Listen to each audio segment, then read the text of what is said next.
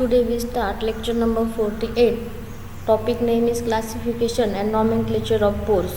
आपल्याला आजच्या लेक्चरमध्ये जे काही पोर्स आहेत याचं क्लासिफिकेशन, जे काही आपल्या शेतामध्ये समजा जे काही मातीचे पोर्स आहेत किंवा जे काही मातीचे कण आहेत त्यांच्या आकारानुसार त्यांचं क्लासिफिकेशन केलेलं आहे. The following morphological classes of soil pores are used in the field. ज्या प्रकारे शेतामध्ये आकाराच्या स्वरूपावरून त्याचं क्लासिफिकेशन कशा पद्धतीने केलेलं आहे.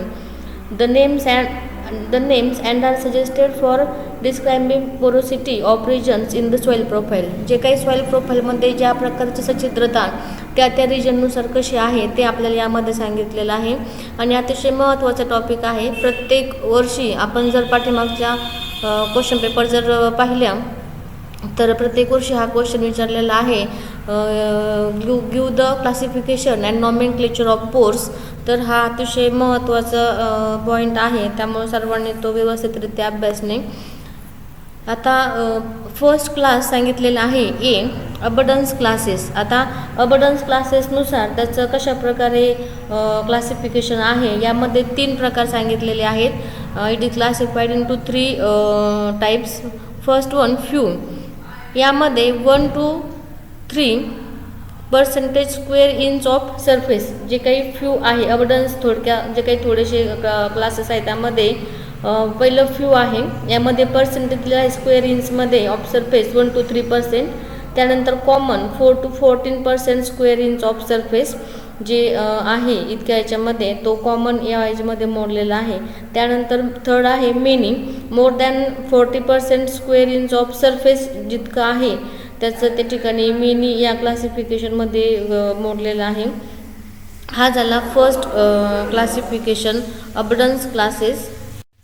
Next B diameter classes. आता डायमीटरवरून प्रकार केलेले आहेत. मायक्रो डायमीटरवरून जो मायक्रो आहे त्याचं डायमीटर अंदाजे जे आहे ते लेस दॅन 0.075 mm मिलीमीटर इतकं आहे. त्यावरून त्याचं क्लासिफिकेशन डायमीटरनुसार केलेलं आहे की मायक्रो. त्यानंतर व्हेरी फाईन 0.075 to 1 mm इतक्या रेंजमध्ये आहे ते व्हेरी फाईन आहे. त्यानंतर ज्याचं डायमीटर 1 to 2 mm आहे तो फाईन क्लासेस या डायमीटरमध्ये आहे. त्यानंतर 2 to 5 मीडियम या क्लासिफिकेशनमध्ये त्याचं वर्गीकरण केलेलं आहे. त्यानंतर करस यामध्ये जे लार्ज आहे किंवा जे काही ओव्हर दॅन 5 mm आहे ते करस याच्यामध्ये क्लासिफिकेशन केलेलं आहे. तर बी डायमीटरनुसार micro, very fine, fine, medium आणि करस याच्याप्रमाणे क्लासिफिकेशन केलेलं आहे. त्यानंतर थर्ड आहे सी कंटिन्युटी क्लासेस. आता याच्यामध्ये पहिलं दिलेलं आहे कंटिन्युटीमध्ये कंटिन्युअस क्लासिफिकेशन. याच्यामध्ये individual pore extend only the horizon. जे काही इंडिव्हिज्युअल पोर्स आहेत हे फक्त एक्सटेंड कुठे झालेले आहेत, ओनली द हॉरिझन्स. आणि डिसकंटिन्युअसमध्ये individual pore extend only part way through horizons. जे काही आहे ते कुठे एक्सटेंड झालेले आहेत की ज्या ठिकाणी फक्त पार्ट वे थ्रू हॉरिझन्स. तर अशा प्रकारे 2 याच्यामध्ये क्लासिफिकेशन आहे, कंटिन्युअस आणि डिसकंटिन्युअस. नेक्स्ट क्लासिफिकेशन सांगितलेलं आहे ओरिएंटेशन क्लासेस. ओरिएंट ज्या प्रकारे आहे यामध्ये मग फर्स्ट आहे vertical. Most of the pores are oriented vertically or more nearly vertically than diagonally. याच्यामध्ये जे काही व्हर्टिकली ओरिएंट झालेले आहेत ते व्हर्टिकल यामध्ये त्या ठिकाणी क्लासिफाय केलेले आहेत. त्यानंतर हॉरिझॉन्टल जे कसे आहेत, most of the pores are oriented horizontally or nearly horizontally than diagonally. Third आहे oblique. Most of the pores oriented at an angle on 45 degree. जे 45 डिग्री त्या ठिकाणी ओरिएंट झालेले आहेत म्हणून त्याला ऑब्लिक असं म्हटलेलं आहे. To the vertical or more nearly diagonally than vertically or horizontally. त्यानंतर फोर्थ आहे यामध्ये random. Pores are oriented in all direction. Pores जे आहे ते ऑल डायरेक्शनमध्ये त्या ठिकाणी ओरिएंट झालेले आहे. And it is impossible to say that vertical, horizontal or obligate. त्यामुळं ते व्हर्टिकली आहेत की हॉरिझॉन्टली आहेत की ऑब्लिक आहेत हे त्यात सांगणं त्या ठिकाणी कठीण आहे. त्यामुळं जे रँडमली आहेत ते सर्व बाजूने त्या ठिकाणी ओरिएंट झालेले आहेत.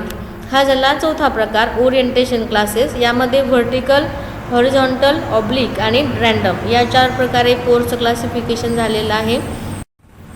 नेक्स्ट आहे डिस्ट्रीब्युशन. डिस्ट्रीब्युशनमध्ये फर्स्ट आहे इम्पेड आणि सेकंड आहे एक्सपेड. यामध्ये इम्पेडमध्ये most of the pores within the peds जे काही आहे यामध्ये ते कसे आहेत इम्पेड विदिन द पेड्स. आणि एक्सपेडमध्ये most of the pores are not of the ped faces, that means along the interface between the adjacent peds. Next आहे मॉर्फोलॉजी ऑफ इंडिव्हिज्युअल पोर्स. यामध्ये मॉर्फोलॉजी ऑफ इंडिव्हिज्युअल पोर्समध्ये व्हेस्क्युलर आहे, approximate, spherical or ellipsoidal in shape, not appreciable elongated in any direction. जे काही त्याचं shape आहे तो spherical गोलाकार किंवा इलिपोडियल आहे आणि त्या ठिकाणी ते not appreciable elongated in any डायरेक्शनमध्ये आहेत. त्यानंतर नेक्स्ट आहे इंटरस्टिशियल इरेग्युलर इन शेप. ते कसे आहेत irregular in shape with a face that are curve inward, curve आहेत, bounded by curve or angular surface of adjacent mineral grains or paid or both. तर अशा प्रकारे त्या आकारामध्ये ते आहेत. थर्ड आहे टॅब्युलर. यामध्ये more or less cylindrical in shape. जो काही शेप आहे त्याचा आकार जसा आहे तो सिलेंड्रिकल कमी किंवा जास्त या स्वरूपामध्ये आहे. दॅट मीन्स रफली circular in cross section but greatly elongated along the third axis. म्हणजे थोडक्यात ते रफली सर्क्युलर इन क्रॉस सेक्शनमध्ये आहेत परंतु जास्त एलॉंगेटेड इन द थर्ड ॲक्सिसमध्ये आहेत. तर अशा प्रकारे या टॉपिकमध्ये आपल्याला नॉमेनक्लेचर अँड क्लासिफिकेशन हा महत्त्वाचा मुद्दा आहे.